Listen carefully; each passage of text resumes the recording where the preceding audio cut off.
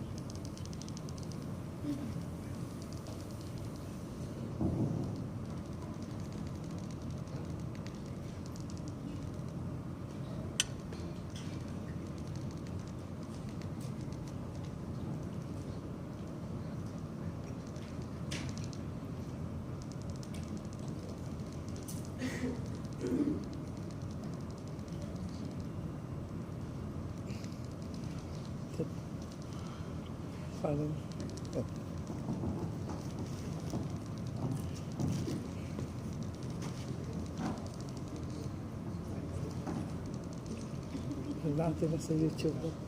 Oh. YouTube.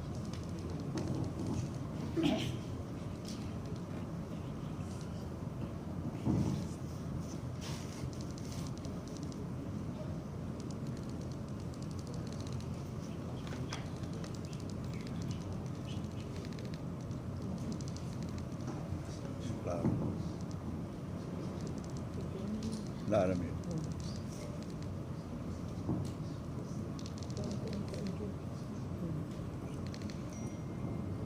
So actually, the design contest concept is all about the Holy Bible story, from the Old Testament to the New Testament, and finally, to Jesus' second coming, which is the divine mercy.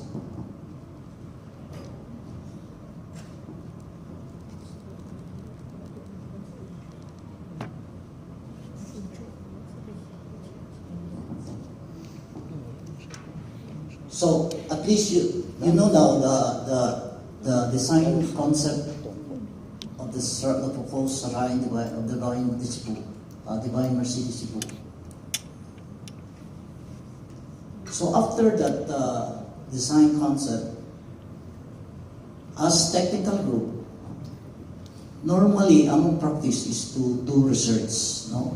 So when we have our research, we found out that the root of the messages and devotion, it was in the National Shrine of Divine Mercy in Massachusetts, USA. So we went there last February for 2018. From there, it's not only the affirmation, concept, the Holy Bible story, it's really a affirmation that it's really God's plan. No? So they say that the divine mercy, it all started from Adam and Eve. Aside from that, we also learn from them the diary of Saint Mary Faustina Kowalska. So, ang among basis sa among research will be these two important references. Why? Because diary of Saint Faustina, the Holy Bible story, that focuses on the shrine. And the diary focus on the Jesus Christ, the divine mercy. Because in that diary, diha ang kanang mga specifications. No? So after that visit to the US, ibalik ni sa Philippines, so amon gi-map out din ang mga shrines. So from there, nakita na mo ang shrine na naang sa Manila, no? Bulacan.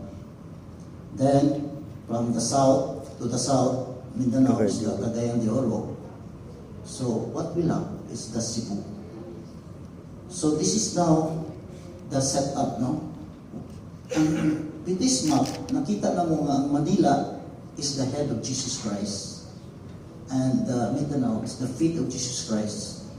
And Cebu is the heart of Jesus Christ. So, it's really a very special project.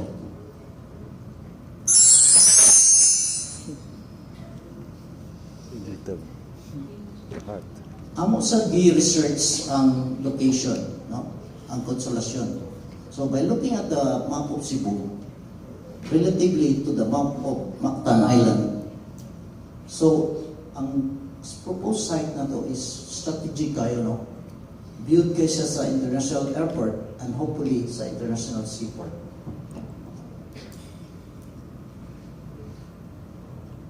So karon niabot mi sa point nga nangutan nimo why in Garing, no? So ang research ang Garing, barangay Garing. So Garing, based on research, it's a graven image of anything that conveys supreme power. And Consolacion is a Spanish word of consolation, which is a gift from God, no? Significant kayo ang mga names sa location na to, no? And according to Pope Francis, sa last September 1, 2015 Mass niya, Pope Francis said, consolation is always from the Lord, and it is a twofold process, receiving a gift and serving to others. He said, consolation is a state of transition from a gift received to the service given. So, it's really a gift, no? Yeah. We ask also, ganong atuman sa mountain, no? Mountainous building area. This is the location of the proposed site sa Google Map. Amo sa base sa sorry, ay namito. Mountain, based sa among research, based sa Bible, ang prayer yun sa Ginoo, ang holy place sa Ginoo is always in the mountain, like from the start of the Moses, no, the Ten Commandments. So it is something to be kuan ba nga iya gini sa Ginoo based sa among kuan. So karon ari na ta sa donation, no, sa property. Just like sa atong kuan niya is at 6.3 hectares nga gi-donate sa Dumo family, no? So mo ni iyang configuration. So if you look at the map, ang kaning baylay ko ni ang road, and this is the green color, this is the donated. This is, we call it phase 2, no?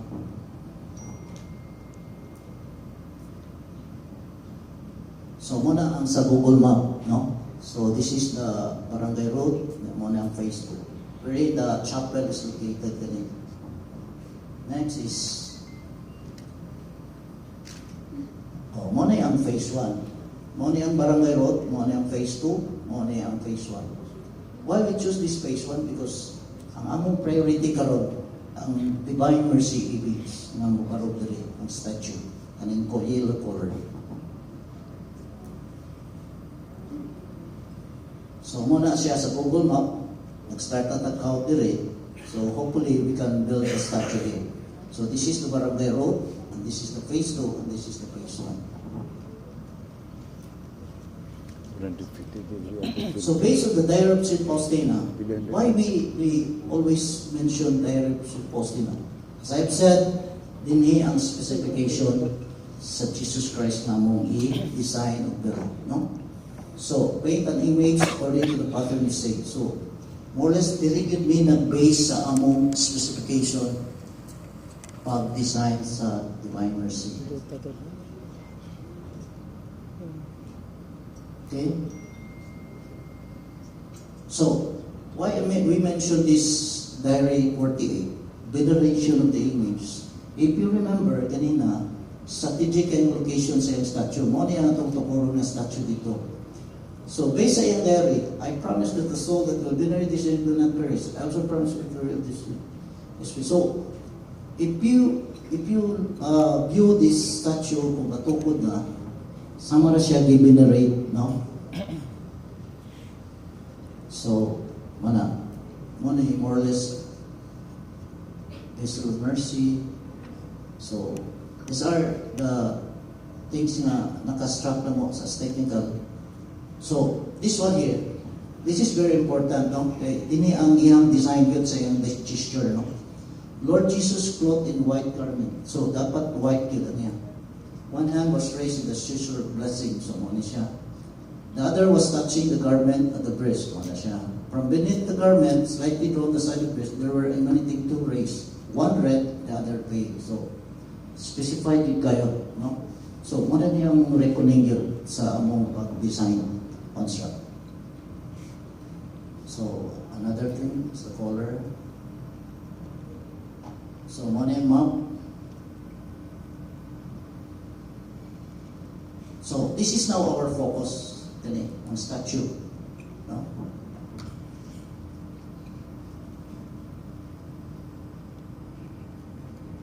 So, if we recall sa atong Cagayan, mo na yung ilang statue karon, with which our very own architect Palafox designed also this one in Mindanao, sa Bulacan, and hopefully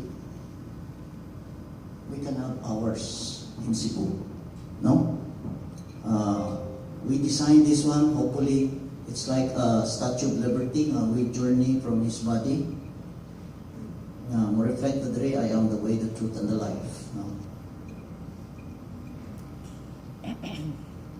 So, muna ang structural design sa statue na to. No? From the ground level, sa kaka, dire, ay 3 floors niya. Viewing deck dayon. No? Then next, muna ang 3-story podium, kaning red color. Then we have the platform, as we call it, the viewing deck. Then going up, I am the way, the truth, the life. Then this is now the heart. The reaching the heart of Jesus, one ang ocean of mercy.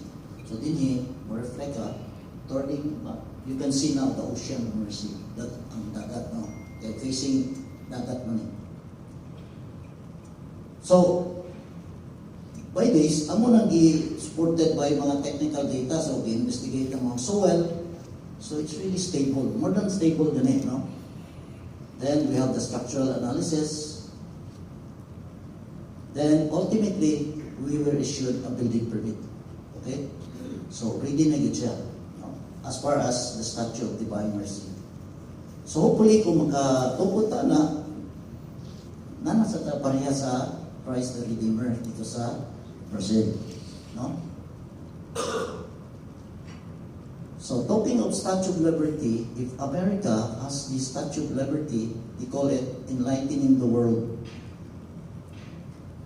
Sa ato using this strategic location, nga makita siya sa in and out sa international flights and in and out sa international sea travel, we can have our Divine Mercy statue, as we call it, initially the lighthouse. Kaya more na siya i-reckoning sa mga flights, sa sea travels also.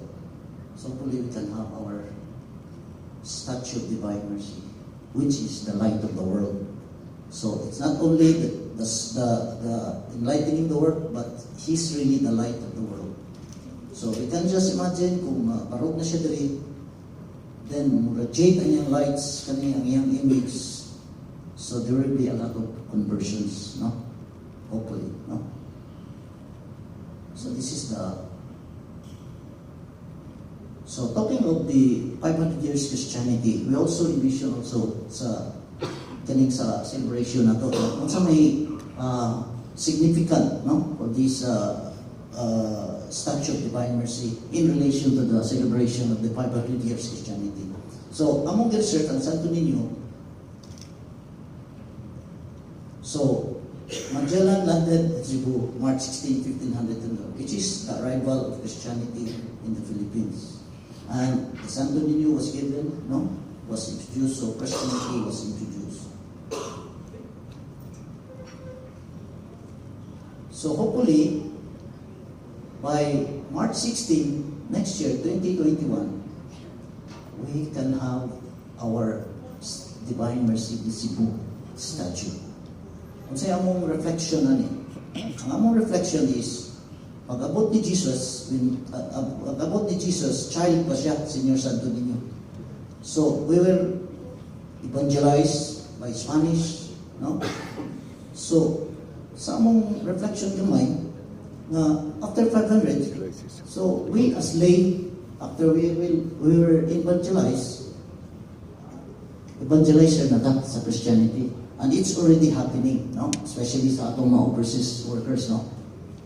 So hopefully, ang akong faith ni grow, no? From childhood to the panagid nga Jesus, hamtong na yun, no? So this is something nakastruck na mo sa technical, no?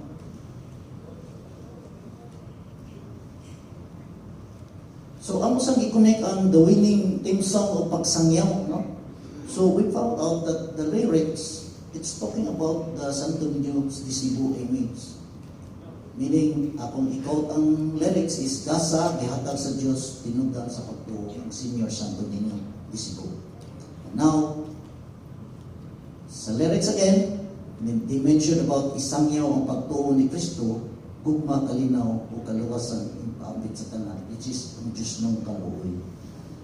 So, muna na hopefully, ang connection sa Santo Niño o sa atong Divine Mercy. This is how we reflect in the celebration, hopefully, in the 500 years of Christianity. So, if you look at the map of the Basilica del Santo Niño, na siya Magellan's Cross. No? Okay, first con, we were asked na, when do we start? No? So, karon na-feel na yun na mo nga, this is the day that the Lord has made. We will rejoice and be glad. Okay, ano? How are we gonna start it? So with that cross, Magellan's Cross, with the arrival of Santo Niño, no? Kilid rin siya ba? No? So kung mong tanawin, Magellan's Cross.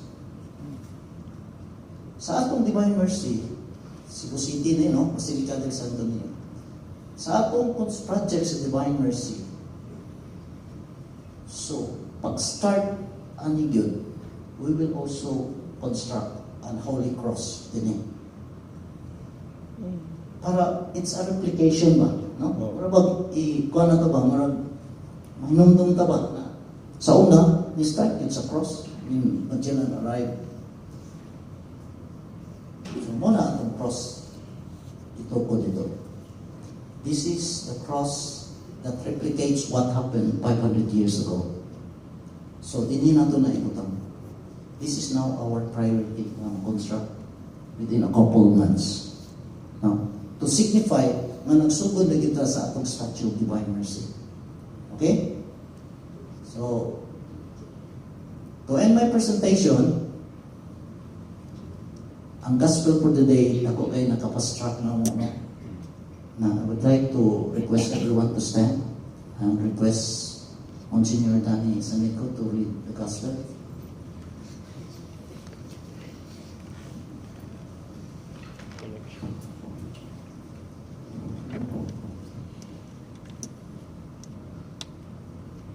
The Gospel according to St. Luke, chapter 4, verses 14 to 22. Jesus, with the power of the Spirit in him, returned to Galilee, and his reputation spread throughout the countryside. He taught in their synagogues, and everyone glorified him. He came to Nazareth, where he had been brought up, and went into the synagogue on the Sabbath day, as they usually did. He stood up to read, and they handed him the scroll of the prophet Isaiah. Unrolling the scroll, he found the place where it is written, "The Spirit of the Lord is on me, for he has anointed me to bring the good news to the afflicted. He has sent me to proclaim liberty to captives, sight to the blind, to let the oppressed go free, to proclaim a year of favor from the Lord." He then rolled up the scroll, gave it back to the assistant, and sat down. And all eyes in the synagogue were fixed on him. Then he began to speak to them. "This scripture is being fulfilled today, even while you are listening." And he won the approval of all, and they were astonished with the gracious words that came from his lips. The end of the reading. Thank you, Engineer. So,